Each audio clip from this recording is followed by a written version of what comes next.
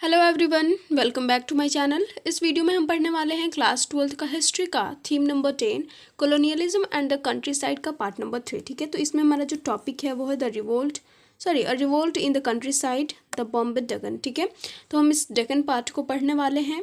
और हमने पिछली वीडियो में जो हमारे पहले के टॉपिक्स थे उसमें हमने क्या पढ़ा था, बंगाल के बारे में बेसिकली देखा था कि वहाँ के जो जमींदारी सिस्टम थी वो कैसी थी, रेवेन्यू किस तरह से कलेक्ट किया जाता था, और जो फार्मर्स थे, ठीक है, देहात में, वहाँ जो गांव में जो फार्मर्स रहते थे उनकी क्या कंडीशंस थी। ठीक है, तो ये सारी चीज़ें कवर अप हो चुकी हैं हमारी। एंड आई होप कि एग्ज़ाम तक हमारा सारा का सारा जो सिलेबस है सेकंड टर्म का वो कंप्लीट हो जाए, क्योंकि तबीयत थोड़ी ख़राब चल रही है इसलिए मैं नहीं पढ़ा पा रही हूँ। सो आई एम सो सॉरी। और जो भी बोल रहे हैं कि वीडियो कंटिन्यू करना चाहिए तो मैं कोशिश करूँगी। ठीक है, तो चलिए स्टार्ट करते हैं। तो पिछली वीडियो में हमने बंगाल और उसके ज़मींदार्स के बारे में देख लिया था। सारी चीज़ें हमारी क्लियर हो चुकी थी कि वहाँ पे किस तरह से लोग रह रहे थे, रेवेन्यू सिस्टम वगैरह किस तरह से चल रहा था। ठीक है, रिवोल्ट कितना हुआ, मतलब कौन से लोग थे, सांथल लोग और जो पहाड़ी लोग थे उनके बीच में किस तरह से झगड़े चले, रिवोल्ट किस तरह से चला। ठीक है, अब हम कहाँ देखने वाले हैं, वेस्टर्न इंडिया। वेस्टर्न इंडिया में हम जाएंगे जिसमें हमारा क्या है, बॉम्बे डेक्कन। इसके बारे में बेसिकली हम पढ़ेंगे कि यहाँ पे किस तरह से चेंजिंग हुई, यहाँ पे रिवोल्ट किस तरह से हुए, किस चीज़ को लेकर के हुए। ठीक है, पीजेंट रिवोल्ट, जो लोग थे, जो फार्मर्स थे, उन्होंने यहाँ पे रिवोल्ट करा था। ठीक है, through the 19th century peasants in various parts of India rose in revolt against money lenders and grain dealers. One such revolt occurred in 1875 in the Deccan. ठीक है, तो पीजेंट रिवोल्ट बहुत सारे पार्ट्स ऑफ इंडिया में हुआ है। जो farmers थे हमारे वो रिवोल्ट कर रहे थे, विद्रोह कर रहे थे। ठीक है, और किसके विरुद्ध कर रहे थे, किसके विपरीत कर रहे थे, तो मनी लेंडर्स के और ग्रेन डीलर्स के। ठीक है, जो साहूकार वगैरह होते थे, जो उधार देने वाले लोग हुआ करते थे, व्यापारी हुआ करते थे, उन सब के अगेंस्ट ये सारे रिवोल्ट्स हमारे फार्मर्स के चल रहे थे। और ऐसा ही एक रिवोल्ट हुआ हमारा 1875 में, जिसके बारे में हम पढ़ेंगे। ठीक है, 1875 में जो रिवोल्ट हुआ उसमें हमारे किताब वगैरह जो अकाउंट्स थे, किस चीज़ का किताब, तो जिसमें हिसाब किताब रखा गया था कि किसने कितना उधार लिया है, कब तक उसको देना है। ठीक है, तो इन सारी चीज़ों का जो अकाउंट था वो जला दिया गया। ये मूवमेंट कहाँ स्टार्ट हुआ, सुपा में। सुपा एक विलेज है पुणे डिस्ट्रिक्ट में, आज हम इसको पुणे कहते हैं, पहले क्या बोलते थे, पुणे कहते थे। पुणे डिस्ट्रिक्ट में है ये सुपा विलेज, एंड यहाँ पे हमारा ये मूवमेंट स्टार्ट हुआ था। ओके, और ये क्या था, एक मार्केट सेंटर था जहाँ पे बहुत सारे शॉपकीपर्स एंड मनी लैंडर्स रहते थे। ओके, और यहाँ से जो लोग हुआ करते थे, हमारे आसपास के जो गांव के लोग रहते थे, वो यहाँ आकर के इनसे सामान ले जाते थे या फिर उधार वगैरह भी ले जाया करते थे। ठीक है, ऑन 12 मई 1875 किस तरह से हुआ ये अटैक या मूवमेंट, शुरू कैसे हुआ, ये भी हम देख सकते हैं। यहाँ पे हमारे बुक में पढ़ना है कि जो राज थे हमारे, उन्होंने शॉपकीपर्स पे अटैक करा। ठीक है, ये हमारे फार्मर्स को हमारे बोला गया था। ये आपको पता होगा, ये चीज़ आपने बुक पढ़ी होगी तो देखा होगा। तो शॉपकीपर्स पे उन्होंने अटैक करा, अपने जो भी बही खातास थे, जो अकाउंट्स थे, ठीक है, वो सब वो क्या कर रहे थे, वापस मांग रहे थे, डिमांड कर रहे थे, और नहीं देने पे उन्होंने अटैक करा उन पे। उनके खातास जला दिए गए, जो ग्रेन्स थे वो भी लूटे गए। ठीक है, जो ग्रेन शॉप थे जहाँ पे बहुत सारे अनाज थे वो भी उन्होंने लूट लिया। ठीक है, in some cases set fire to the houses of sahukars, और बहुत सारे केसेस में तो ऐसा हुआ, कुछ केसेस में, कि जो साहूकार्स थे उनके घर भी जला दिए गए। ठीक है, अब इन सब की वजह से क्या हुआ कि जो हमारे साहूकार्स लोग थे, अब उनके पास कोई ऑप्शन नहीं बचा। अब भाई देखो, अगर उनके घर को भी जला दिया जाएगा, उनकी ज़िंदगी की कोई कीमत नहीं है, तो वहाँ पे कोई रहना चाहेगा, नहीं रहना चाहेगा। तो इन सब चीज़ों को देखते हुए साहूकार क्या करने लगे, अपना घर, जो भी उनकी प्रॉपर्टीज़ वगैरह थी, वो सारा छोड़ कर वो भागने लगे। ठीक है, वहाँ से।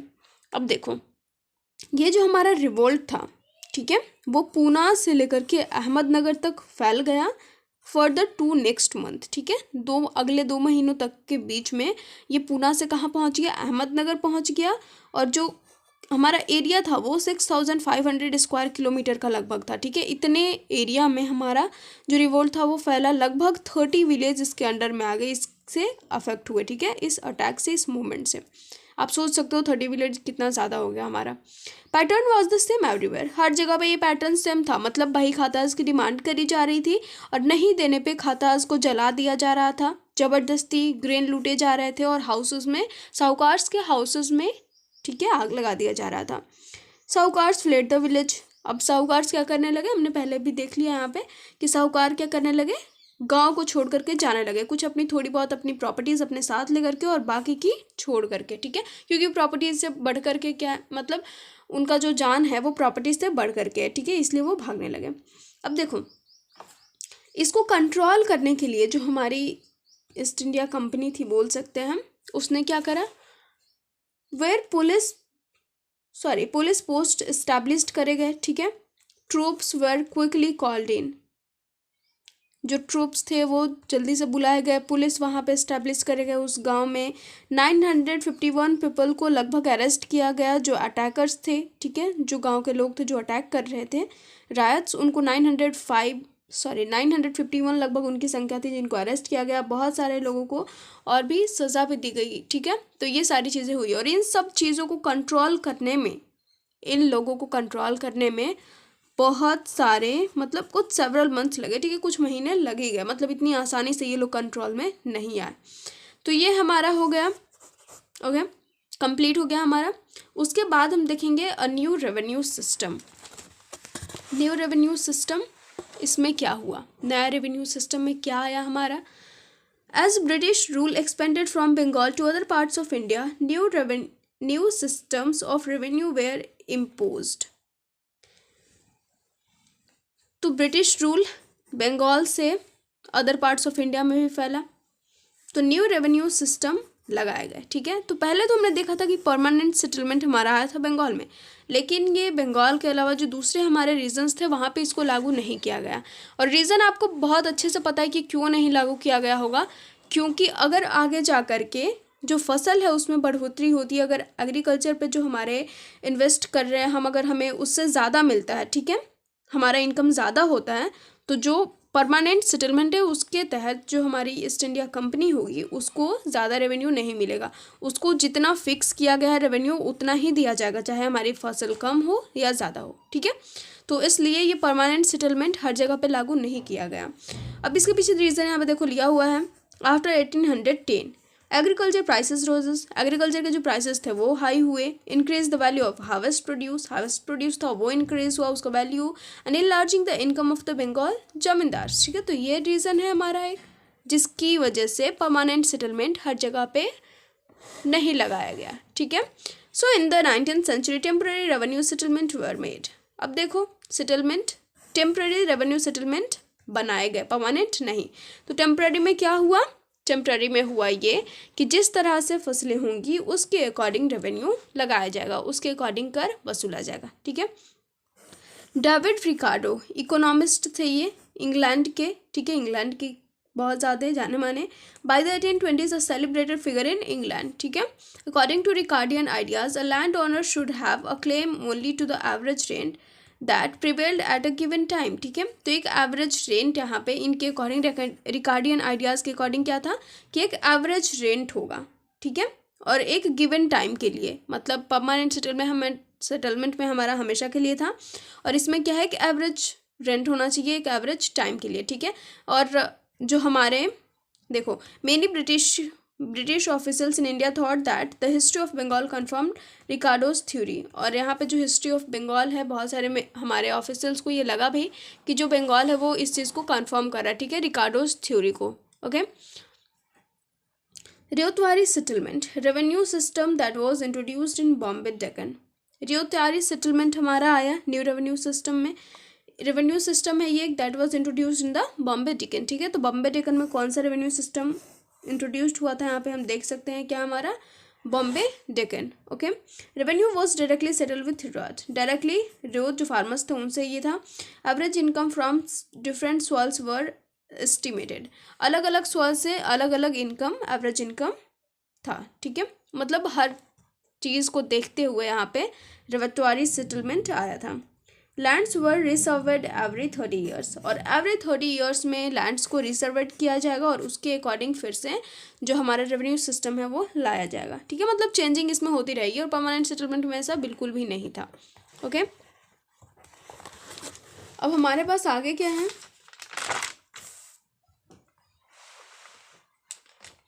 रेवेन्यू डिमांड एंड पीजेंट डेब्ट। First revenue system settlement in the Bombay Deccan was made in 1820s। 1820s में ये फर्स्ट रेवेन्यू सिस्टम आया बॉम्बे डेक्कन में, ठीक है। आपको याद रखना है ये चीज़। Revenue that was demanded was so high, जो रेवेन्यू हमारे डिमांड करे गए थे वो बहुत ही ज़्यादा हाई थे। स्टार्टिंग में बंगाल में भी यही हाल था, रेवेन्यू क्या थे स्टार्टिंग में, बहुत ज़्यादा हाई थे। इसकी वजह से पीजेंट्स को क्या करना पड़ा, वो एक जगह से दूसरी जगह माइग्रेट करने लगे। जो विलेजेस थे जहाँ पे अच्छी खासी बारिश वगैरह होती थी, सॉइल्स अच्छे थे, वहाँ पे वो नहीं रह गए, ठीक है। क्यों नहीं रहे, क्योंकि अगर सॉइल अच्छी होगी तो रेवेन्यू क्या होगा, ज़्यादा होगा। अगर सॉइल बुरी है, अगर वहाँ पे फसल अच्छी नहीं हो पाती है, अगर वहाँ पे बारिश अच्छी नहीं होती है, तो कर वहाँ पे भी क्या होगा, कम होगा, ठीक है। तो इस चीज़ को देखते हुए जो विलेजर्स थे वो माइग्रेट करने लगे न्यू रीजन्स में। Problems was particularly acute in the areas of poor soil and fluctuating rainfall। जहाँ पे poor soils थे, fluctuating rainfalls होते थे, वहाँ पे ये प्रॉब्लम कम थी, जो रेवेन्यू का था वो प्रॉब्लम कम थी। When someone failed to pay, his crops were seized and a fine was imposed on the whole village। जब फेल हो जाता था कोई भी पर्सन पे करने में, ठीक है, रेवेन्यू, तो उसका जो क्रॉप्स है वो सीज कर लिया जाता था। जो हमारे पुलिस होते थे, जो ऑफिसर्स होते थे, वो क्या करते थे, क्रॉप्स को सीज कर लेते थे, अपने कब्जे में कर लेते थे, एंड पूरे गांव पे फाइन इम्पोज कर दिया जाता था, लगा दिया जाता था। Okay, by 1830s a problem became more severe. ये प्रॉब्लम बहुत ही ज़्यादा सेवियर हो गया। Prices of agriculture products fell sharply after 1832। 1832 के बाद जो प्राइसेस थे वो काफ़ी ज़्यादा नीचे गिरे, और 10 साल तक तो लगभग ऐसे ही चला, ठीक है। और इसी टाइम में एक और चीज़ हो गया कि फैमिन आ गया, ठीक है, अकाल पड़ने लगा। दैट स्ट्रक्स इन 1832 1834 के बीच में, ठीक है, हमारे कंट्री साइड में अकाल भी पड़ गया, और ऊपर से एग्रीकल्चर प्रोडक्ट्स भी पहले से ही गिरने लगे थे, ठीक है, उनके प्राइसेस फॉल करने लगे थे। 1/3 of the cattle of Deccan where killed, half of the human population died. अब क्या हुआ, 1/3 पार्ट्स कम से कम कैटल का डेक्कन पार्ट में जो है मर गया, ह्यूमन पॉपुलेशन भी मरे, ठीक है, बहुत ज़्यादा। देखो राइटिंग बहुत अच्छी लग रही है मेरी, मुझे ही लग रही है, बाकियों को अगर लग रही हो तो बता देना कमेंट में कौन सी राइटिंग सही है। बहुत सारे टाइप्स की राइटिंग्स में मैंने नोट्स बनाने शुरू कर दिए अब तो। How did cultivators live through such years, ठीक है। अब देखो कल्टिवेटर्स कैसे जिंदा कैसे रहे, मतलब इन सालों में बहुत सारा अकाल भी पड़ा, जो एग्रीकल्चर प्रोडक्ट्स थे उनके प्राइसेस भी फॉल हुए, तो कैसे बचे कल्टिवेटर्स हमारे, कैसे सरवाइव किया उन्होंने रेवेन्यू कहाँ से पे किया, ठीक है, जो भी उनके कंजम्पशन नीड्स हैं उनको कहाँ से उन्होंने लाया, अपने प्लग्स के लिए, कैटल्स के लिए, बच्चों की शादी के लिए, वो जो भी चीज़ है वो परचेज कैसे करते थे, उन्होंने शादी अपने बच्चों की कैसे करवाई, ये सारी चीज़ें मतलब एक क्वेश्चन के रूप में अराइज होता है, ठीक है। तो अब इन सब का आंसर देखो हमारे पास एकदम सिंपल है। उन्होंने क्या लिया, उधार लिया, लोन लिया मनी लेंडर से, ठीक है। अब बात मनी लेंडर की आ गई है, लोन की आ गई है, तो अब वो लोन पे इतने ज़्यादा डिपेंडेंट हो चुके थे कि एवरीडे नीड्स के लिए भी उन्हें लोन लेना पड़ता था, ठीक है, हर रोज़ के खर्चे के लिए उन्हें लोन लेना पड़ता था। 1840s में क्या हुआ, officers were finding evidence of alarming levels of peasant indebtedness everywhere. 1840s में ऑफिसर्स को लगा कि जो हमारे फार्मर्स हैं, जो पीजेंट्स हैं, वो हर जगह पे एकदम से कर्ज में डूब चुकी हैं अब, ठीक है। तो अब क्या बारी आएगी रेवेन्यू सिस्टम को चेंज करने की, ठीक है। मिड 1840s में इकोनॉमिक रिकवरी के साइन दिखे कि जो हमारा इकोनॉमिक कंडीशन है वो अब रिकवर हो रहा है धीरे धीरे। After 1845 agriculture prices recovered stately, और तेज़ी से जो है ये रिकवर्ड भी हुआ 1845 में, okay. But to expand cultivation, peasants needed money, and for all this, they had to turn once again to money lenders for loans। अब देखो क्योंकि कल्टीवेशन बहुत ज़्यादा तेज़ी से बढ़ा, ठीक है, तो peasants को अब फिर से लोन लेने की ज़रूरत पड़ गई, ठीक है। वो फिर से डिपेंडेंट किस पे हो गए, लोन पे, क्योंकि पहले से तो उनके पास कुछ था नहीं, वो हर रोज़ की चीज़ों के लिए भी इस पर डिपेंडेंट थे। तो अब उन्हें जब इकोनॉमिक कंडीशन सही हो रही है, उन्हें खेती करना है, कल्टीवेशन को एक्सपेंड करना है, और प्राइसेस अच्छे मिल रहे हैं, तो फिर भी उन्हें कहाँ जाना पड़ेगा, अपने कैटल्स को खरीदने के लिए, बीज वगैरह खरीदने के लिए किस पे डिपेंड होना पड़ेगा, मनी लेंडर पे, ठीक है। उन्हें फिर से लोन की ज़रूरत पड़ी। अब देखो अब हम पढ़ेंगे किस पे, कॉटन की बारी है, cotton, okay, cotton boom, then come to the cotton boom, ठीक है। Before the 1860s 3/4 of raw cotton imports into Britain came from America. जो हमारे ब्रिटेन में कॉटन आता था, रॉ कॉटन 1860s में, वो आधा से ज़्यादा 3/4 पार्ट कहाँ से आता था, अमेरिका से, ठीक है, मतलब एक लार्ज था ये। आगे हमारा 1857 cotton supply association was founded in Britain. 1857 में क्या हुआ, जो कॉटन सप्लाई एसोसिएशन है वो फॉर्म किया गया ब्रिटेन में। 1859 में the Manchester cotton company was formed, ये फॉर्म किया गया। क्यों? क्योंकि अब जो हमारी ब्रिटिश सरकार थी, जो ब्रिटेन था, वहाँ ये अराइज हो रहा था क्वेश्चन सबके दिमाग में कि अगर गलती से भी, मतलब वो काफ़ी ज़्यादा डिपेंडेंट हो चुके थे रॉ कॉटन के लिए अमेरिका पे, तो यहाँ पे हो सकता है कि अगर कोई प्रॉब्लम है या फिर कुछ भी हो जहाँ से कि हमारे पास रॉ कॉटन आने बंद हो जाए अमेरिका से, ठीक है, कोई ऐसा रीज़न हो जहाँ जिसकी वजह से अमेरिका हमें सप्लाई करना बंद कर दे, ओके, तो उसके बाद ये कहाँ जाएँ, क्योंकि अदर कंट्रीज़ पे ये डिपेंडेंट थे नहीं।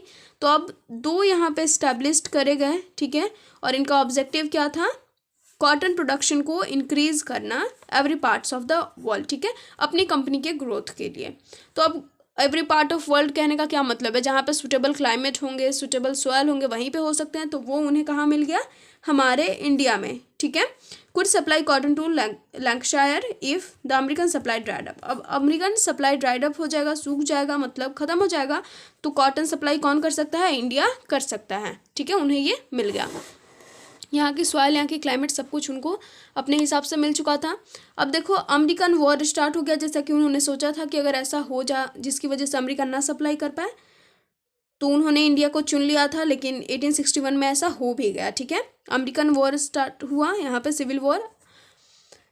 Raw cotton imports fell to less than 3% of the normal जितना सप्लाई होता था उससे कहाँ चल गया, ये लेस दैन 3% पहुँच चुका था रॉ कॉटन इम्पोर्ट अमेरिकन, ठीक है। In Bombay cotton merchants visited the cotton districts of assess supply and encourage cultivation. अब क्या हुआ, ये भेजा गया हमारे इंडिया में, मतलब बोल सकते हो एक लेटर या फिर एक मैसेज सेंड किया गया हमारे इंडिया में कि यहाँ पे जो कॉटन है उसकी खेती करवानी शुरू की जाए। तो क्या हुआ, बॉम्बे में जो कॉटन मर्केंट्स थे वो कॉटन डिस्ट्रिक्ट में पहुँचने लगे और सप्लाई करने के लिए कल्टीवेशन को इनकरेज करने के लिए उन्होंने मतलब बोला लोगों से, ठीक है। वाइल अमेरिकन क्राइसिस कंटिन्यू रहा, cotton production in the Bombay Deccan expanded, ठीक है, बॉम्बे डेक्कन में ये कॉटन का प्रोडक्शन एक्सटेंड हुआ। 1860 और 1864 के बीच में ये जो है एकदम से डबल्ड हो गया, ठीक है, प्रोडक्शन कॉटन का। और by 1862 over 90% of the cotton imports into Britain were coming from India. आप ये याद रख लो कि 1962 में 90% कॉटन क्या हुआ, हमारे इंडिया से जाने लगा, कहाँ, ब्रिटेन में, ठीक है, raw cotton. But these boom years did not bring prosperity to all cotton producers. Same rich peasants did gain, but for the large majority, cotton expansion meant heavy debt. अब देखो भाई, हुआ ये कि हमने क्या पढ़ा कि पहले भी कल्टीवेशन के लिए लोग किस पे डिपेंडेंट होना पड़ रहा था, मनी लेंडर पे, वो कर्ज ले करके, लोन ले करके तब जा करके कल्टीवेशन स्टार्ट कर रहे थे, ठीक है, जब हमारा इकोनॉमिक रिकवरी शुरू हुआ था। तो अब इन्हें कॉटन की खेती ज़्यादा से ज़्यादा करनी है, ठीक है, इनकरेज किया जा रहा है, तो अब इन्हें लोन ज़्यादा से ज़्यादा चाहिए होगा। इतनी जल्दी इतनी भी रिकवरी नहीं हो चुकी थी कि वो खुद के पैरों पे खड़े हो चुके थे, क्योंकि उन्हें रेवेन्यू भी देना होता था। तो अभी क्या हुआ कि जो बड़े बड़े साहूकार वगैरह थे, जो मनी लेंडर्स थे, उन्होंने कर्ज देने से मना नहीं किया। वो लोग कर्ज मतलब बहुत ही ज़्यादा देने लगे और बहुत लंबे समय तक, ठीक है। तो लंबे समय तक देने का क्या मकसद था उनका, और देने के लिए वो राज़ी कैसे हुए, क्योंकि उन्हें पता था कि कॉटन जो है वो उसका प्राइस भी काफ़ी अच्छा मिल रहा है और ये एकदम से बढ़ रहा है, ठीक है, तेज़ी से ग्रो हो रहा है, तो उनको उनके प्राइसेस, उनके जो कर्ज हैं वो वापस उनको मिल जाएंगे, ठीक है, इसलिए वो देने लगे। अब इससे हुआ क्या, जो कॉटन प्रोडक्शन है उससे फ़ायदा किसको हुआ, तो जो रिच पीजेंट्स थे उनको ज़्यादा फ़ायदा हुआ, और लार्ज मेजोरिटी में जो लोग थे, जो फार्मर्स थे, वो कहाँ चले गए, कर्ज में डूब गए, क्योंकि वो खेती कॉटन की कर्ज लेकर ही कर रहे थे। ओके, यहाँ तक सबको समझ में आ गया। अब हम आगे पढ़ेंगे। अब देखो, credit rise up. The editor of the Bombay Gazette had asked in 1861 what can prevent India from supplanting the slave states of USA as the feeder of Lancashire, ठीक है। अब देखो यहाँ पे एक क्वेश्चन उठता है बॉम्बे गैजेट जो एडिटर ऑफ बॉम्बे गजट हैं उन्होंने ये पूछा था 1861 में, ठीक है। तो अब ये देखो एक चीज़ हुआ कि जब सारी चीज़ें चलने लगी, ठीक है, जब कॉटन का प्रोडक्शन बहुत ज़्यादा होने लगा, 90% जब पहुंच चुका था कॉटन का प्रोडक्शन, सप्लाई पहुंच चुका था, तो इससे क्या समझ में आता है, जो लोग थे हमारे इंडिया के, जो साहूकार वगैरह थे, उन्होंने ये सपने देखना शुरू कर दिए कि जो हमारा प्रोडक्शन है कॉटन का वो ब्रिटेन के लिए मतलब इतना ज़्यादा हो जाएगा कि वो पूरे वर्ल्ड के जो मार्केट है उसमें भी हमारे कॉटन का सप्लाई बहुत ज़्यादा करेगा, इसकी मांग बहुत ज़्यादा रहेगी, ठीक है। तो ये हो गया, लेकिन ये जो ड्रीम्स है वो ख़त्म हो गए कब, 1865 में, ठीक है, जब सिविल वॉर क्या हुआ, ख़त्म हो गया। Cotton production in India revived, Indian cotton exports to Britain steadily declined. अब क्या हुआ कि जो हमारा इंडियन एक्सपोर्ट है कॉटन का वो डिक्लाइन करने लगा, जो कि उन्होंने सोचा ही नहीं था। तो उनका सपना क्या हो गया, अब देखने का टाइम ख़त्म, ठीक है। अब हम आगे बढ़ेंगे। द एक्सपीरियंस एक्सपीरियंस यहाँ नहीं, अभी यहाँ पे पढ़ना है मैं।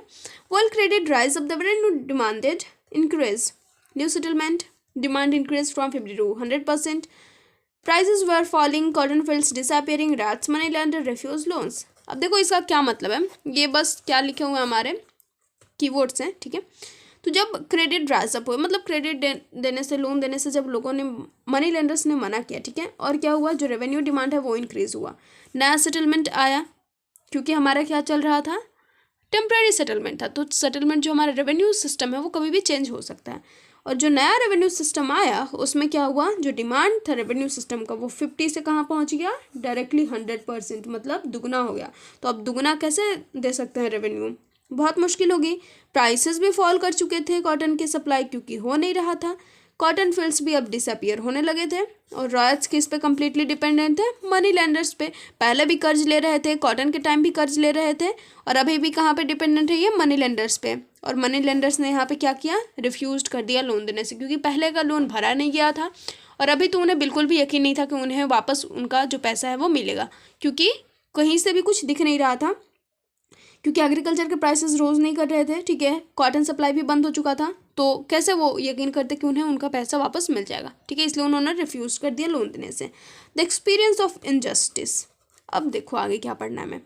A variety of norms regulated the relationship between the moneylenders and the riot. One general norm was that the interest charged could be more than the principal, ठीक है। तो अब देखो बहुत सारे नॉर्म्स हैं, ठीक है, वैरायटी ऑफ नॉर्म्स हैं, किसके बीच में, मनी लेंडर्स एंड राइट्स के बीच में, जिसमें एक जनरल नॉर्म क्या है कि जो इंटरेस्ट चार्ज किया जाएगा वो जो हमारा मेन है प्रिंसिपल जो है उससे ज़्यादा नहीं होगा, ठीक है, मतलब जो भी हमारे पास पैसे हैं उससे ज़्यादा हम उस पर इंटरेस्ट चार्ज नहीं कर सकते हैं। और कहीं कहीं पे तो लोग, यहाँ पे देखो मैंने लिखा हुआ है कि under colonial room this norm Brock down, ये ब्रॉक डाउन हो चुका था ये नॉर्म, ठीक है। यहाँ पे एक चीज़ याद रखना है कि जो हमारा पैसा होगा उससे ज़्यादा हम इंटरेस्ट चार्ज नहीं कर सकते हैं, लेकिन ये टूट चुका था ये नॉर्म, ठीक है। अब इसकी जगह पे क्या हो रहा था, many cases investigated by the Deccan rights commission, the money lender had charged over res 2000 at the interest on the loan of res 100 की लोन पे 2000 इंटरेस्ट चार्ज किए गए। ये हमारे डेक्कन राइट्स कमीशन से हमें, इसके इन्वेस्टिगेशन से हमें पता चलता है, ठीक है। तो इस तरह के शुरू हो चुके थे, और इससे हमें पता चलता है कि जो ये नॉर्म था वो ब्रॉक डाउन हो चुका था। अब आगे देखो हमारे पास क्या है। इन 1859 the British passed a limitation law that stated that the loan bonds signed between moneylenders and the Riots could be validity for only 3 years, ठीक है। तो अब जो वैलिडिटी रहेगा, एक 1859 में ये ब्रिटिश ने लिमिटेशन लॉ पास किया, ठीक है, जिसमें क्या है, जो क्या स्टेट करता है कि जो लोन बॉन्ड्स है वो मनी लेंडर्स एंड राइट्स के बीच में साइन किए जाएंगे, और इसके बीच में वैलिडिटी कब तक रहेगी, 3 years की, ओके। वो time peasants come to associate with the misery of their lives with the new regime of the bonds and debts. अब बहुत सारे नए नए रिजाइम्स वगैरह सब कुछ आते रहे और पीजेंट्स उनसे कनेक्ट करते रहे, ठीक है।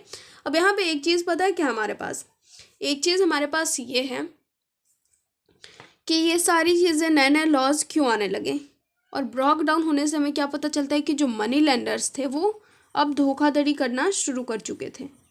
अगर वो पैसे कुछ देंगे और वापस करने की जब बारी आएगी तो वो कुछ मांगेंगे, इंटरेस्ट ज़्यादा लगा देंगे, इस तरह से चल रहा था, ठीक है। इसके अलावा क्या था इसके अलावा यहाँ तक आ चुका था कि जो भी हिसाब किताब रखने की जो चीज़ें थी, ठीक है, नए नए रूल्स एंड रेगुलेशंस लाए गए। तो गवर्नमेंट का भी होता है कि कहीं पे हमें साइन कर देना होता है, जिससे हमें पता चलता है कि हाँ हमने पैसे दिए या फिर हमसे किसी ने पैसे लिए, ठीक है। तो इस तरह से होता है।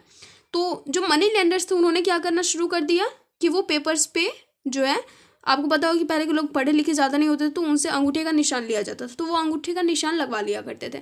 अब वो किस पेपर पे लगवा रहे हैं ये चीज़ पता भी नहीं होता था हमारे पीजेंट्स को, ठीक है। और इस तरह से इन्हें बहुत ज़्यादा चीट किया जाता था। ये अपने पैसे अगर वापस कर भी दे रहे हैं, लोन वापस कर भी रहे हैं, तो भी इन्हें उनका जो है कागज़ नहीं मिलता था, ठीक है। मतलब जिस पे वो लगाते होते थे उनको वापस नहीं मिलता है, और उन्हें ये कह दिया जाता है कि उन्होंने लोन वापस करा ही नहीं है। मतलब इस तरह से बहुत ज़्यादा इन्हें चीट करा जाता है, ठीक है। अब उसके बाद हम क्या पढ़ेंगे, उसके बाद पढ़ेंगे द ड्रेकन ब्रैड्स कमीशन। तो ये तो चला इनजस्टिस का कारबार मनी लेंडर्स एंड हमारे जो रैट्स थे, जो पीजेंट्स थे, उनके बीच में, ठीक है। उसके बाद क्या है, द डेकन रैट्स कमीशन, जिसके अकॉर्डिंग हमें पता चला था, जिसके इन्वेस्टिगेशन से, कि जो हमारे मनी लेंडर्स थे उन्होंने जो इंटरेस्ट है वो ज़्यादा कर दिया था। इवन 100 रुपीज़ पे कितना इंटरेस्ट ले रहे थे वो 2000, ठीक है। Revolt spread in the Deccan, पता है हमें रिवोल्ट स्प्रेड हुआ डेकन में, ठीक है।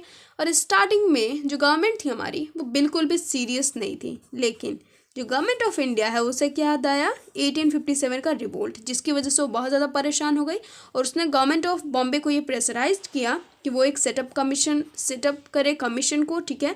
ये ऐसा कुछ रूल बनाए, इंक्वायरी करे और पता करे कि जो हमारे रैट्स हैं, जो हमारे फार्मर्स हैं, उनको क्या प्रॉब्लम हो रही है, ठीक है, कहाँ पे क्या प्रॉब्लम हो रही है, काउजेज ऑफ रैट्स।